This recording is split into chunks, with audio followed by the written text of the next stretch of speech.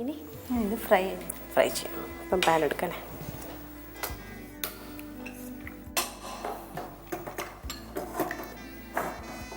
എണ്ണ ഒഴിക്കാം. കുറച്ച് വെള്ളം, കാരണം വെള്ളം തൊട്ട് ഇത് ഉരുട്ടിയിടുമ്പോൾ കയ്യെ പറ്റൂല. എണ്ണ ഒഴിക്കട്ടെ. ഇത് വറുത്ത് കോരാനല്ലേ, അപ്പോൾ കുറച്ചധികം വേണം അല്ലേ? കുറച്ച് വേണം.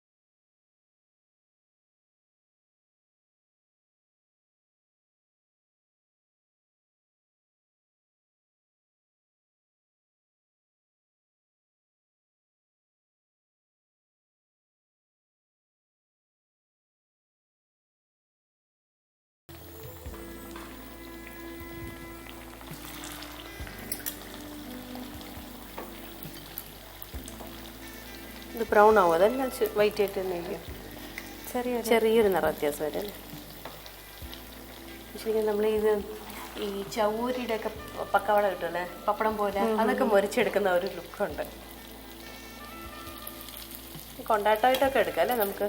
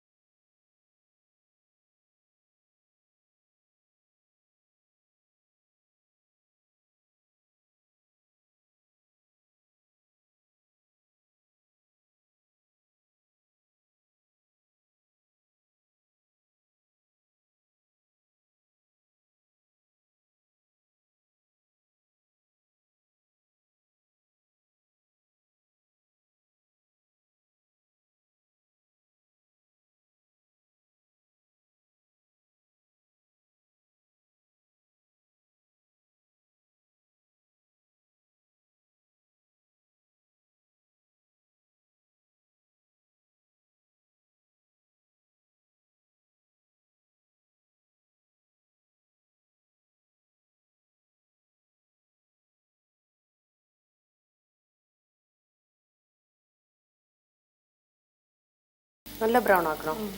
നല്ലതായിട്ട് മതി. അത് പച്ചമുളകും വെളുത്തുള്ളി തേങ്ങയൊക്കെ ഒന്ന് മൂത്ത് വരട്ടെ. ശരിയാണ്, ഞാൻ ആദ്യം പറഞ്ഞപ്പോൾ തേങ്ങ പറയാൻ മറന്നുപോയി. എല്ലാം കൂടെ ചേർത്തിട്ടായിരുന്നു നമ്മൾ ആദ്യത്തെ മിശ്രിതം കലക്കിയത് തന്നെ ചേർത്തെടുത്ത്.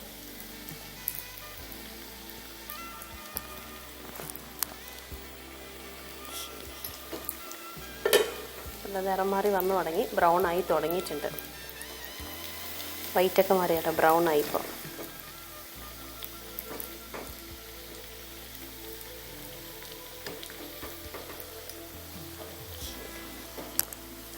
നമ്മുടെ പക്ക വടയുടെ ഒരു കളറായി. എടുക്കാറായോ? ഒരു ഉള്ളി വടയുടെ ഒരു കളറായി അല്ലേ? ഇത് എടുക്കാം.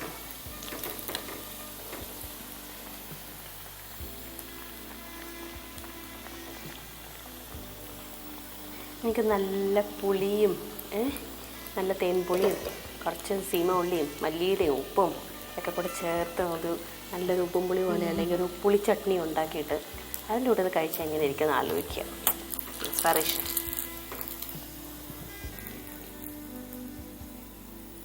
പിന്നെ അതിന് മെനക്കെടാൻ വേണ്ടി നമുക്ക് ആസ് യൂഷ്വൽ ടൊമാറ്റോ സോസ് വെച്ചും ചെയ്യാം. ഇതിപ്പോൾ കണ്ട സേമിയ വട എന്ന് ആരെങ്കിലും പറയോ? ഇത് കണ്ടിരുന്നവർക്ക് അറിയാം, അവർക്ക് വിശ്വാസം ഉണ്ടാവും. കാണാത്തവർക്ക് ഒന്നും കൂടി ഞാൻ പറയാം, ഇത് സേമിയ വടയാണ്. നമ്മൾ സാധാരണ പായസത്തിലൊക്കെ മേടിക്കുന്ന സേമിയ, വലിയ ബാമ്പിനോടെയൊക്കെ സേമിയ ഉണ്ട്. ഈ സേമിയ മേടിച്ചിട്ട് അത് കുഞ്ഞു കുഞ്ഞായിട്ട് നുറുങ്ങി ഒരു ചെറിയ ബൗളിലെടുത്തു. എന്നിട്ട് അതിൻ്റെ കൂട്ടത്തിൽ നമ്മൾ എന്താ പറയുക, സേമിയ നന്നായിട്ട് വെട്ടിത്തിളയ്ക്കുന്ന വെള്ളത്തിലിട്ട് നന്നായിട്ട് വേവിച്ചിട്ട് ആ വെള്ളം മാറ്റി ഈ സേമിയ പ്രത്യേകം മാറ്റി വയ്ക്കുക. അതേസമയം തന്നെ വേറൊരു ബൗളിൽ നമ്മൾ കുറച്ച് ഒരു 2 സ്പൂൺ നാളികേരം തേങ്ങ ചുരണ്ടിയത്, ഒരു പച്ചമുളക് കുഞ്ഞു കുഞ്ഞായിട്ട് നുറുങ്ങിയത്, അത് 2-3 സീമ ഉള്ളി, അത് കൊച്ചുള്ളി കുഞ്ഞു കുഞ്ഞായിട്ട് അരിഞ്ഞത് അതും കൊത്തി അരിഞ്ഞത് അതും, അതിൻ്റെ കൂടെ തന്നെ കൊത്തം മല്ലിയില കരിവേപ്പില ഇടുന്നില്ല, മല്ലിയില കുഞ്ഞു കുഞ്ഞായിട്ട് അരിഞ്ഞത് അതും ചേർത്ത് 2-3 വെളുത്തുള്ളി നന്നായിട്ട് ചതച്ചിട്ട് അതും ചേർത്ത് നന്നായിട്ട് കൈ കൊണ്ട് ഞെരടിയെടുക്കണം. ഞെരടി വെച്ചാൽ ഒന്ന് മാഷ് ചെയ്യണം, അല്ലെങ്കിൽ നമ്മൾ ചെറിയ ഇടിക്കല്ലുണ്ടെങ്കിൽ ഒന്ന് ചതച്ചെടുക്കുക അല്ലേ. ഒന്ന് ചതച്ചെടുത്തതിന് ശേഷം അതിലേക്ക് നമ്മൾ ഒരു മുട്ട പൊട്ടിച്ചൊഴിച്ച് നന്നായിട്ട് ബീറ്റ് ചെയ്തെടുക്കാം. അതിലേക്ക് ലേശം ഉപ്പും കൂടെ ഇട്ടിട്ട് നന്നായിട്ട് ഇളക്കിയതിന് ശേഷം ഈ നമ്മൾ വേവിച്ച സേമിയ അതിലോട്ട് ചേർക്കുക. വേവിച്ച സേമിയ ചേർത്തിട്ട് അത് നന്നായിട്ട് ഇളക്കിയതിന് ശേഷം ഇത് രണ്ടും നന്നായിട്ടൊന്ന് ഇളക്കി ചേർന്നതിന് ശേഷം അതിലേക്ക് മൈദ മാവ് കുറേശ്ശെയായിട്ട് ചേർക്കുക. ഇതിനാവശ്യമായിട്ട് വെച്ചാൽ ഇതൊന്ന് കുഴഞ്ഞ് വരണം, ഒരുപാട് ലൂസും നീണ്ടും പോകരുത്, ലൂസും ആവരുത്, ഒരുപാട് മുറുകിയും പോകരുത്, ഒരു ഉരുട്ടിയെടുക്കാൻ പറ്റുന്ന പരുവത്തിൽ അതാക്കിയെടുക്കാം. അത്രയ്ക്ക് ആവശ്യത്തിന് മൈദ ചേർത്ത് നന്നായിട്ട് ഇളക്കിയെടുത്തതിന് ശേഷം എണ്ണ ഒരു പാത്രത്തിലെടുക്കുക, ഒരു പാനിലെടുക്കുക, നന്നായിട്ട് ചൂടാക്കുക. ചൂടാക്കിയ എണ്ണയിൽ നമ്മളിത് നല്ല വെട്ടി തിളയ്ക്കുമ്പോഴത്തേക്ക് ഓരോന്നിങ്ങനെ ഫ്ലാറ്റായിട്ട് വട്ടത്തിലിങ്ങനെ പരത്തി നമ്മളതിനെ ഉരുട്ടിയെടുത്തിട്ട് ഓരോരോ കഷ്ണമായിട്ട് നന്നായിട്ട് ബ്രൗൺ, ഇത് എടുക്കുമ്പോഴത്തേക്ക് നല്ല വെളുത്തായിരിക്കുക, പക്ഷെ നന്നായിട്ട് നമ്മൾ ഫ്രൈ ചെയ്ത് ഈ കളറിലാക്കിയെടുക്കുക. ഇതാണ് നമ്മുടെ സേമിയ വട. ഉണ്ടാക്കി വെച്ച് കഴിയുമ്പോൾ ആർക്കും പറയാൻ പറ്റില്ല ഇത് സേമിയ വടയാണ്, ഇതൊരു വട എന്ന് പറയും. പക്ഷേ ടേസ്റ്റിൽ ഇത് വളരെ വ്യത്യാസമെന്ന് വെച്ചാൽ ഇതിൽ ചേർത്തിരിക്കുന്ന 3 പ്രധാന ഇൻഗ്രീഡിയൻസ് വളരെ വ്യത്യാസമുള്ളതാണ്. നാളികേരമുണ്ട്, മല്ലിയിലയുണ്ട്, വെളുത്തുള്ളിയുണ്ട്. അപ്പോൾ ഇത് 3 ചേർന്ന് ഉണ്ടാക്കുന്ന സേമിയ വട എന്തായാലും ഒരു സ്പെഷ്യൽ ഐറ്റമാണ്, തീർച്ചയായിട്ടും ട്രൈ ചെയ്യാം.